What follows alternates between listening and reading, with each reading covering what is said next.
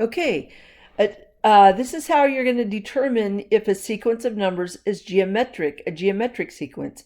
And you're going to do that to determine if there is a common ratio, not a common difference, but a common ratio which implies division. Remember, a ratio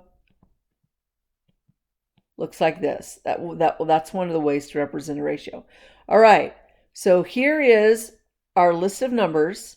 And how to find a common ratio is you take the second term, divide the first term, third term, divide the second term, fourth term, divide the third term.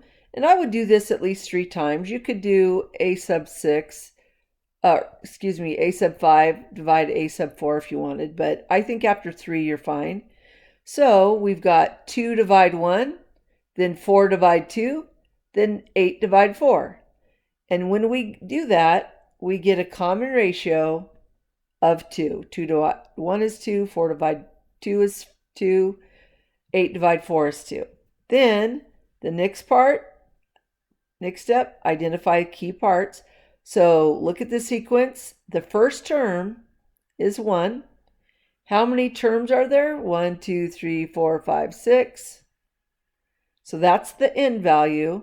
And the common ratio we already determined is 2. Well, now we can use the explicit formula to find any term. If we wanted to keep going and we wanted to find the 12th term or the 8th term or the 100th term, we could do that. And here's the formula. To find any term in a sequence, you take the first term, you multiply it by the common ratio, raise to the number of terms, subtract 1. That's the n subtract 1. So to give you an example, we're going to find the 20th term. Remember, we've only been given 6, but if we wanted to keep going, we're going to find the 20th. So a sub, our n is 20,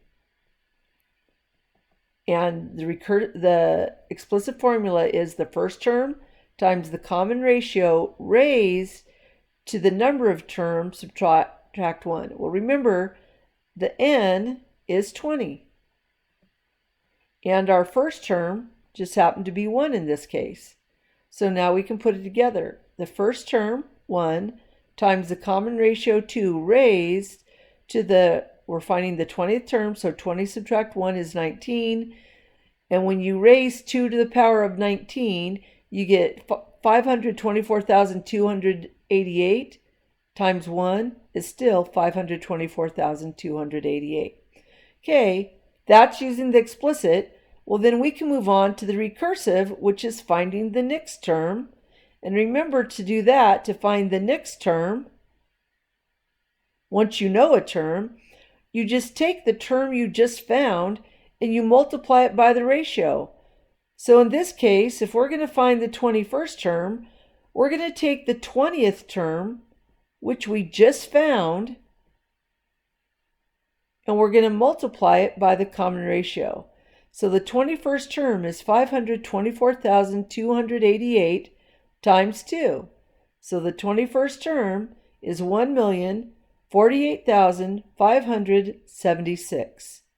All right, that's a geometric term. It's finding the common ratio by using repeated division and then identifying the parts and then using the formulas depending on what you want to find.